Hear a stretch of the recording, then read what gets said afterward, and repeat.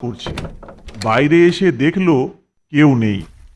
আবার ঘরের মধ্যে এসে শুনতে পেল একইভাবে ঠক ঠক করে দরজায় আওয়াজ হচ্ছে। ভালো করে কান পেতে শুনে মনে হলো দোতলার কোনো ঘর থেকে আসছে। এবার সে সিঁড়ির দরজা খুলে দোতলায় উঠে এলো।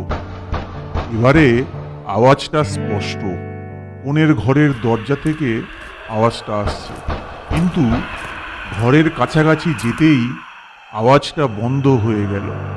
সুজয় কিছুক্ষণ দাঁড়িয়ে অপেক্ষা করলো, কিন্তু কোনো আওয়াজ নেই। হঠাৎ কুকারে সিটির আওয়াজ পেয়ে সুজয় তাড়াতাড়ি নিচে নেমে এলো।